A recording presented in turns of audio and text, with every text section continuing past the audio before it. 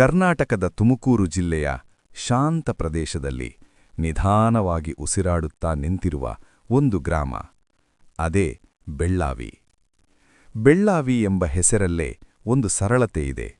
ಹಸಿರು ಹೊಲಗಳು, ಫಲವತ್ತಾದ ಭೂಮಿ, ಮಣ್ಣಿನ ಸುಗಂಧ. ಶತಮಾನಗಳಿಂದ ಈ ನೆಲ ಮಾನವನ ಶ್ರಮವನ್ನು ಕಂಡಿದೆ. ಈ ಮಣ್ಣು ಮಾತನಾಡಿದರೆ ಅದು ಇತಿಹಾಸವನ್ನೇ ಹೇಳುತ್ತದೆ. ಇತಿಹಾಸದ ಹಾದಿಯಲ್ಲಿ ಬೆಳ್ಳಾವಿ ಒಂದು ಸಾಮಾನ್ಯ ಗ್ರಾಮವಲ್ಲ. ಇದು ಮಧ್ಯಯುಗೀನ ಕರ್ನಾಟಕದ ರಾಜಕೀಯ, ಧಾರ್ಮಿಕ ಮತ್ತು ಸಾಂಸ್ಕೃತಿಕ ಚಲನೆಯ ಭಾಗವಾಗಿತ್ತು. ಚೋಳರು, ಹೊಯ್ಸಳರು ಮತ್ತು ವಿಜಯನಗರ ಸಾಮ್ರಾಜ್ಯದ ಕಾಲಘಟ್ಟಗಳ ಗುರುತುಗಳು ಈ ನೆಲದ ಮೇಲೆ ಮೌನವಾಗಿ ಅಚ್ಚಳಿಯದೆ ಉಳಿದಿವೆ. ಬೆಳ್ಳಾವಿ ಎಂದ ಕ್ಷಣ ನೆನಪಾಗುವ ಮಹಾನ್ ಸಾಹಿತ್ಯಗಾರರೆಂದರೆ ಮೊದಲನೆಯದಾಗಿ ಬೆಳ್ಳಾವಿ ನರಹರಿ ಶಾಸ್ತ್ರಿಗಳು ಹಾಗೂ ಬೆಳ್ಳಾವಿ ವೆಂಕಟನಾರಾಯಣನಪ್ಪನವರು. ಬೆಳ್ಳಾವಿ ನರಹರಿ ಶಾಸ್ತ್ರಿಗಳು ಕನ್ನಡ ಚಿತ್ರರಂಗಕ್ಕೆ ಮೊದಲ ಸಾಹಿತಿಯನ್ನು ನೀಡಿದಂತಹ ಮಹಾನ್ ಸಾಹಿತ್ಯಗಾರರು. ಬೆಳ್ಳಿ ತೆರೆಯ ಮೊದಲ ಸಾಹಿತಿ ಬೆಳ್ಳಾವೆಯವರಿಗೆ ವಂದಿಸುವೆ. ಇನ್ನು ವೆಂಕಟನಾರಾಯಣಪ್ಪನವರು ಕೂಡ ವಿಜ್ಞಾನ ಪತ್ರಿಕೆಯನ್ನು ತಂದಂತಹ ಹೆಗ್ಗಳಿಕೆಗೆ ಪಾತ್ರರಾಗಿದ್ದಾರೆ ಹಾಗೂ ಸಾಹಿತ್ಯ ಪತ್ರಿಕೆಯಲ್ಲಿ ತಮ್ಮ ಗಣನೀಯ ಸೇವೆಯನ್ನು ಸಲ್ಲಿಸಿದ್ದಾರೆ.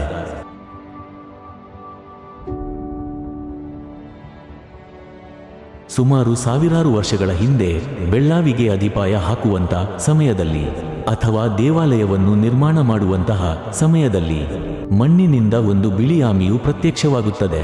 ಅದನ್ನು ಕಂಡ ಜನರು ಆಶ್ಚರ್ಯದಿಂದ ಎತ್ತಿಕೊಳ್ಳುತ್ತಾರೆ. ಅದರಿಂದಾಗಿ ಆ ಊರಿಗೆ ಬೆಳ್ಳಾಮೆ ಎಂದು ಹೆಸರಿಡಲಾಗುತ್ತದೆ. ನಂತರ ಶ್ವೇತ ಕಮಟಾಪುರಿ ಎಂದು ಸಹ ಕರೆಯುತ್ತಿದ್ದರು. ಆದರೆ ಈಗ ರೂಢಿನಾಮದಲ್ಲಿ ಬೆಳ್ಳಾವಿ ಎಂದು ಕರೆಯಲಾಗುತ್ತದೆ.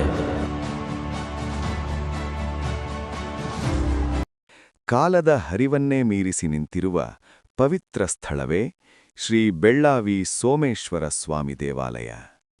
ಈ ದೇವಾಲಯದ ಕಲ್ಲುಗಳು ಮಾತನಾಡುತ್ತವೆ. ಅವು ಹೇಳುವುದು ಕನಿಷ್ಠ 8 ಶತಮಾನಗಳ ಇತಿಹಾಸ. ರಾಜರು ಬಂದು ಹೋದರು, ಸಾಮ್ರಾಜ್ಯಗಳು ಏರಿ ಕುಸಿದವು. ಆದರೆ ಈ ದೇವಾಲಯದ ದೀಪ ಮಾತ್ರ ಎಂದಿಗೂ ನಂದಲಿಲ್ಲ. ಇದು ಮಧ್ಯಯುಗದ ಕರ್ನಾಟಕದ ಧಾರ್ಮಿಕ ವೈಭವದ ಜೀವಂತ ಸಾಕ್ಷಿ. ಚೋಳರು, ಹೊಯ್ಸಳರು, ವಿಜಯನಗರ ಸಾಮ್ರಾಜ್ಯದ ಕಾಲಘಟ್ಟಗಳಲ್ಲಿ ಶಿವಾರಾಧನೆ ತನ್ನ ಉನ್ನತ ಶಿಖರದಲ್ಲಿತ್ತು. ಆ ಪವಿತ್ರ ಪರಂಪರೆಯ ಭಾಗವಾಗಿಯೇ ಬೆಳ್ಳಾವಿ ಸೋಮೇಶ್ವರ ಸ್ವಾಮಿ ದೇವಾಲಯವು ರೂಪುಗೊಂಡಿತು ಎಂದು ಇತಿಹಾಸ ನಂಬುತ್ತದೆ. ಇದು ಕೇವಲ ಕಟ್ಟಡವಲ್ಲ, ಇದು ಆ ಕಾಲದ ಭಕ್ತಿ ಮತ್ತು ಶ್ರದ್ಧೆಯ ಪ್ರತಿಬಿಂಬ. ಇಲ್ಲಿ ಪೂಜಿಸಲ್ಪಡುವ ದೇವರು ಸೋಮೇಶ್ವರ. ಸೋಮ ಎಂದರೆ ಚಂದ್ರ, ಈಶ್ವರ ಎಂದರೆ ಪರಮೇಶ್ವರ. ಚಂದ್ರನನ್ನು ತಲೆಯ ಮೇಲೆ ಧರಿಸಿದ ಶಿವನು ಇಲ್ಲಿ ಶಾಂತ ರೂಪದಲ್ಲಿ ನೆಲೆಸಿದ್ದಾನೆ.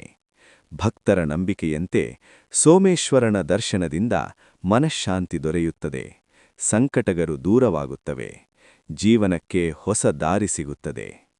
ಗರ್ಭಗುಡಿಯೊಳಗೆ ನೆಲೆಸಿರುವ ಶಿವಲಿಂಗದ ಮುಂದೆ ನಿಂತಾಗ ಕಾಲವೇ ನಿಂತಂತೆ ಭಾಸವಾಗುತ್ತದೆ. ಮಿಂಚುವ ದೀಪಗಳು, ಹೂವಿನ ಸುಗಂಧ, ಮಂತ್ರಗಳ ಪ್ರತಿಧ್ವನಿ ಈ ಎಲ್ಲವೂ ಸೇರಿ ಒಂದು ಅಸ್ಪಷ್ಟವಾದ ಆಧ್ಯಾತ್ಮಿಕ ಅನುಭವವನ್ನು ಹುಟ್ಟಿಸುತ್ತವೆ.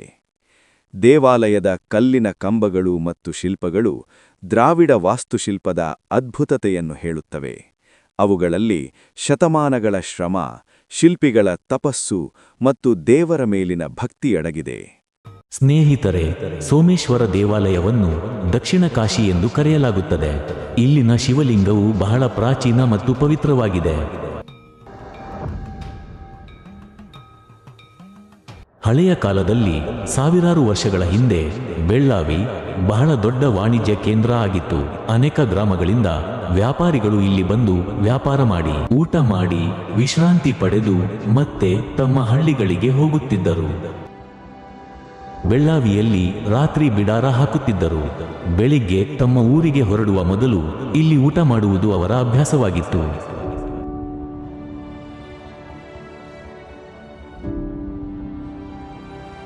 ಒಂದು ದಿನ ಕೆಲ ವ್ಯಾಪಾರಿಗಳು ಬಿಡಾರ ಹಾಕಿ ಸಮೀಪದ ಬಂಡೆಗಳನ್ನು ಉಪಯೋಗಿಸಿ ಉಪಹಾರ ತಯಾರಿಸುತ್ತಿದ್ದರು.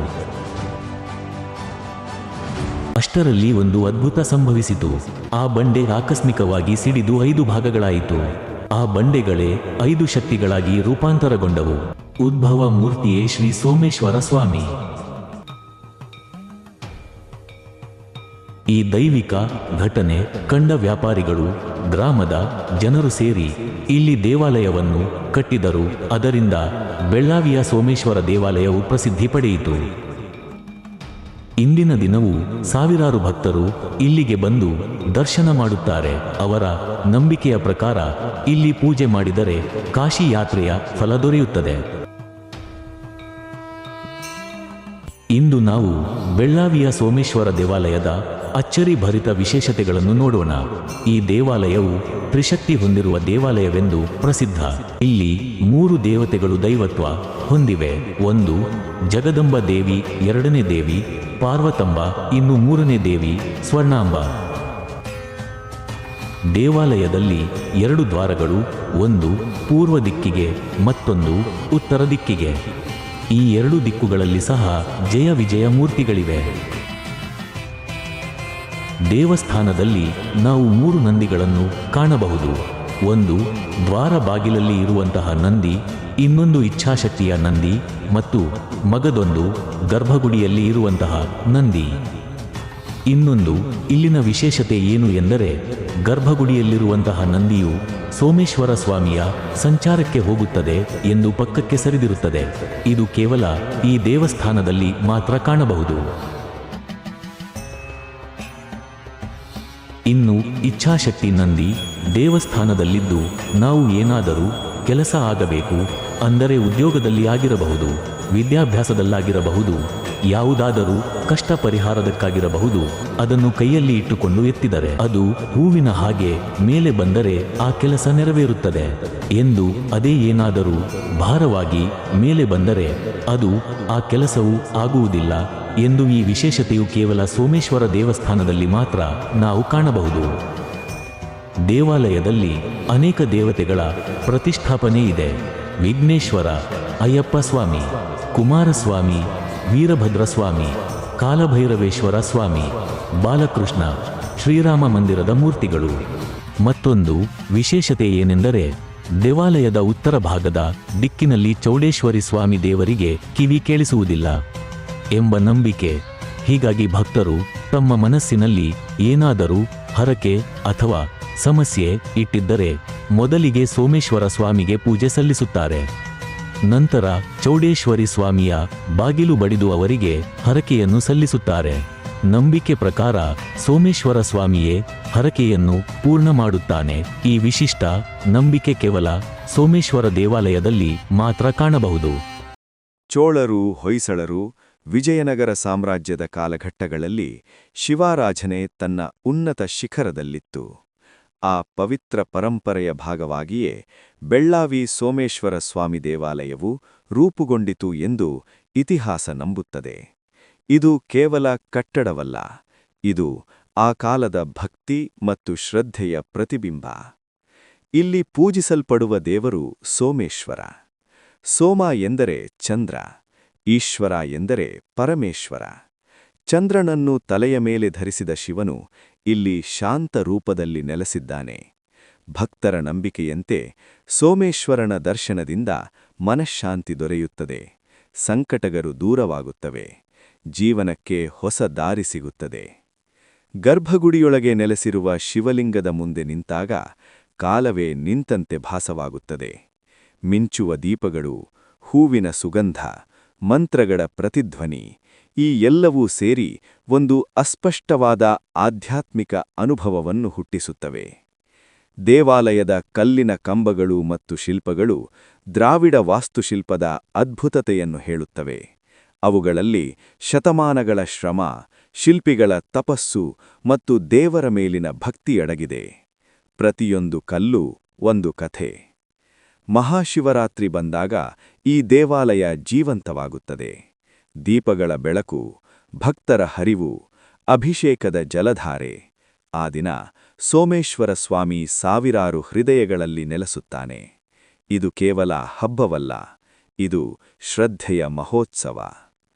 ಇಂದಿಗೂ ಬೆಳ್ಳಾವಿ ಸೋಮೇಶ್ವರ ಸ್ವಾಮಿ ದೇವಾಲಯವು ಪೂಜೆಯ ಸ್ಥಳ ಮಾತ್ರವಲ್ಲ, ಇದೊಂದು ಐತಿಹಾಸಿಕ ಸ್ಮಾರಕ, ಒಂದು ಸಾಂಸ್ಕೃತಿಕ ಧರೋಹರ ಮತ್ತು ಎಲ್ಲಕ್ಕಿಂತ ಮುಖ್ಯವಾಗಿ ಭಕ್ತಿಯ ಜೀವಂತ ಕೇಂದ್ರ.